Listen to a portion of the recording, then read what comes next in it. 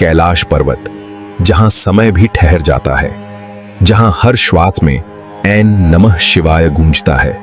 ओम नमः शिवाय। ये है सुंदरी पार्वती। ओम नमः शिवाय।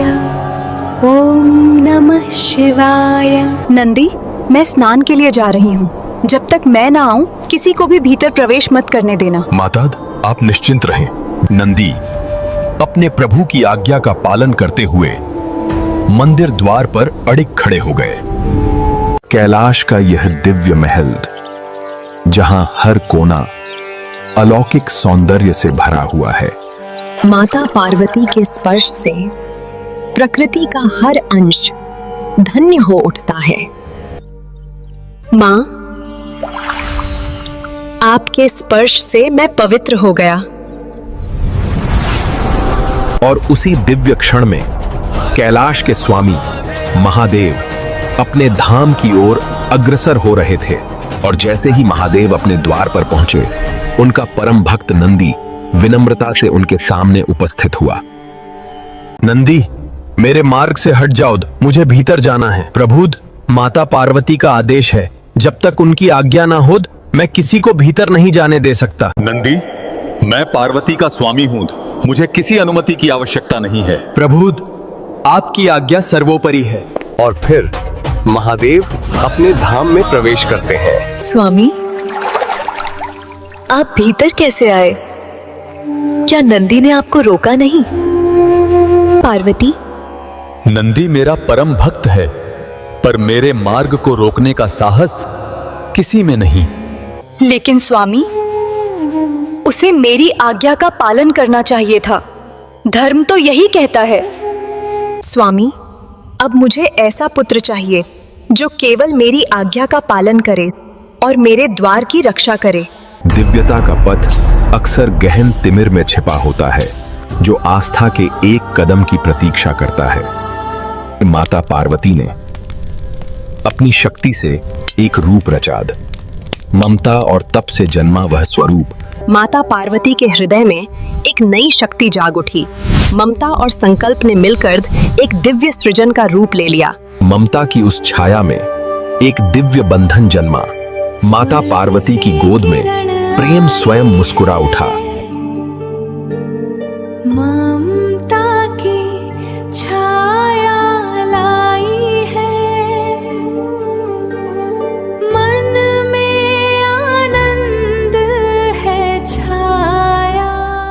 और इस प्रकार एक दिव्य जीवन ने आकार लिया। माता की शक्ति से जन्मा वह बालक, अपने कर्तव्य की रक्षा में वह बालक अड़िग खड़ा रहा। उसकी शक्ति के स्पर्श से धरती भी कंपित होने लगी। उस दिव्य बालक की हंसी में निर्मल आनंद झलकता था। हर कदम के साथ उसकी लीला संसार को स्पर्श कर रही थी। माता पार्वती ने उसे सिखाया कर्तव्य का पहला नियम, रक्षा करना और आज्ञा का पालन करना। पुत्र, जब तक मैं अंदर हूँ, तुम इस द्वार की रक्षा करना, किसी को भी अंदर मत आने देना। बालक, तुम नहीं जानते मैं कौन हूँ, मार्ग से हट जाओ, अन्यथा परिणाम गंभीर होगा। बालक, ये स्वयं महादेव हैं, प्रभु को जाने दो, उनका मार्ग मत रोको। नंदी, इसे समझाओ, ये अपने कर्तव्य में अड़िग है। मैं अभी लौटता हूं। बालक, तुम समझ क्यों नहीं रहे? प्रभु स्वयं शिव हैं, उन्हें जाने दो। वत्स, मेरी बात मानो, ये मार्ग तुम्हारे लिए नहीं है, हट छोड़ दो। ये कैसी शक्ति है? एक साधारण बालक नहीं, मैं इसे वश में नहीं कर सकता। ब्रह्मा, ये बालक अद्भुत है, अब इसे मैं स्वयं रोकूंगा। अब काल स्वयं साक्षी बनेगा। इस लीला का अंत निश्चित है। महादेव के तांडव से सृष्टि कांप उठी।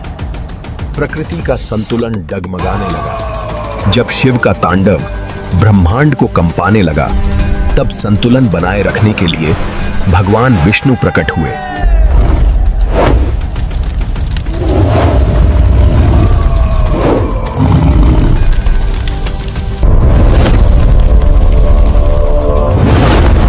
अपने पुत्र को इस अवस्था में देखकर माता पार्वती का हृदय क्रोध से भर उठा और उनकी शक्ति प्रकट हो गई। मेरे पुत्र को जीवन दो, अन्यथा ये सृष्टि मेरे क्रोध में भस्म हो जाएगी। सृष्टि कांप उठी, प्रकृति का संतुलन डगमगाने लगा। यदि मेरा पुत्र पुनः जीवित होगा तो मेरा क्रोध यही शांत होगा।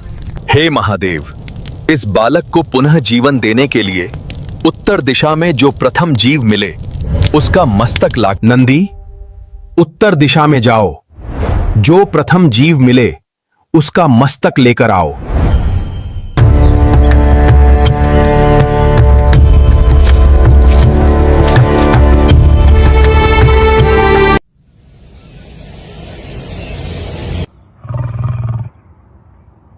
हे गजराज, आप महान आत्मा हैं। प्रभु के कार्य हेतु आपका बलिदान आवश्यक है।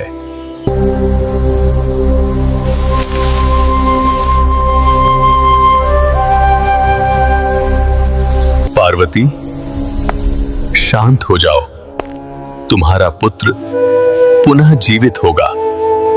प्रभु, ये गजराज का शीश है जो उत्तर दिशा में अपनी माता की ओर मुख करके था।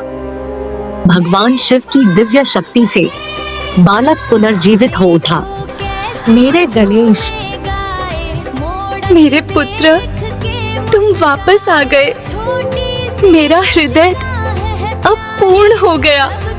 हे मेरे पुत्र, तुम सदा प्रथम पूज्य रहोगे। हर शुभ कार्य से पहले सब तुम्हारा स्मरण करेंगे।